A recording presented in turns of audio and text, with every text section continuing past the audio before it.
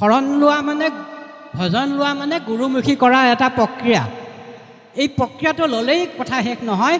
শৰণ ভজন লৈ সৎসংগত থাকিহে ইয়াৰ আচল তত্ত্ব ভেদ কৰিব পাৰিলেহে জ্ঞানৰ জৰিয়তেহে এই ভৱসাগৰৰ পাৰ পাবলৈ সক্ষম হ'ব। এৰাম যিটো ব্ৰহ্মময় দেখ জগত নিখিল, যত পাপ পুণ্য সমস্ত নিবৰ্তিল।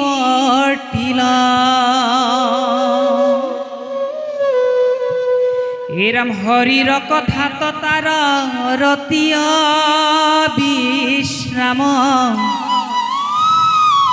সদায় মুখতনে ৰৈ ৰাম কৃষ্ণ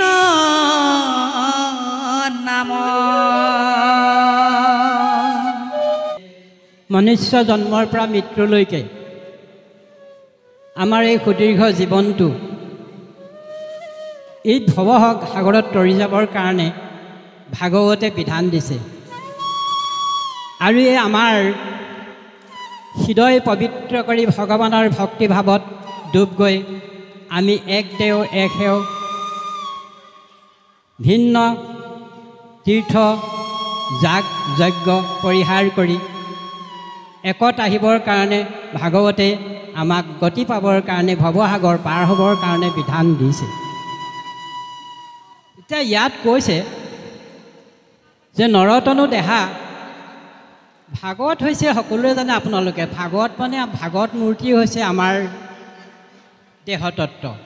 আমি জন্মৰ পৰা মৃত্যুলৈকে এই ভৱসাগৰ তৰি যাবৰ কাৰণেই ভাগৱত। আপোনালোকে জানে যে ভাগৱত মানে তাল ফলৰ নিচিনা। তাল ফলটো খোলাটো বহুত টান আৰু ভিতৰৰ যিটো কোমল বস্তু খাবলৈ বৰ সোৱাদ। শাস্ত্ৰসমূহো ঠিক তেনেদৰে। আজি এই ভাগৱত ভাগো ঠিক তেনেদৰে ইয়াৰ অৰ্থতত্ত্ব অতিকে ভাল। যেতিয়া এই ভাগৱত ভাগলৈ সোমাব পাৰিছে ৰাইজে, তেতিয়াহে ইয়াৰ মধু পান কৰিবলৈ পাব। ইয়াত পৰীক্ষিতৰ কথা অকণমান উল্লেখ কৰিছে।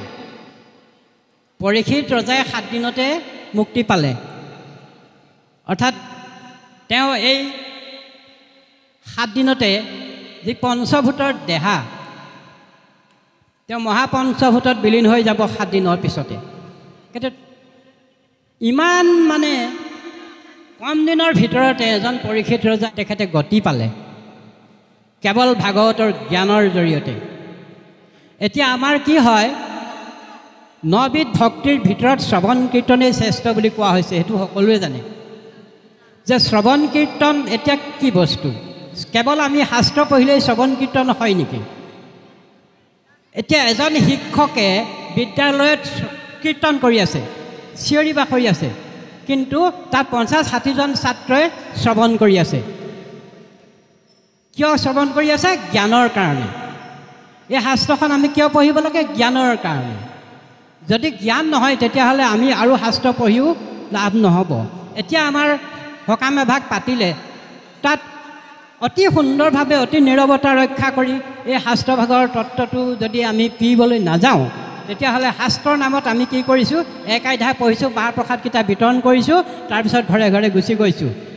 তেতিয়াহ'লে আমাৰ ইয়াৰ পৰা লাভৱান একো নহ'ব। সেয়েহে আমি শাস্ত্ৰভাগ পাঠ কৰিবলৈ যাওঁতে নীৰৱতা ৰক্ষা কৰি আমাৰ সমাজত যদি আগবাঢ়ি যায়, ইয়াৰ মধুৰ ৰসটো আমি পান কৰিবলৈ পাম। কিন্তু এতিয়া আমাৰ সমাজত সেইটোতো হৈ উঠা নাই।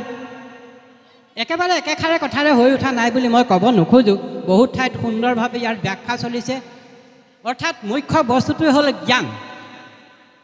এতিয়া শৰণ ভজন লৈছে, কালি শৰণ লৈছে কোনোবাই, আজি ভজন লৈছে কোনোবাই, কৈছে যে মই কালি শৰণ ল'লোঁ নহয়, মই আজি ভজন ল'লোঁ নহয়। তাৰমানে এডমিশ্যনহে কৰিছে আমাৰ মতে।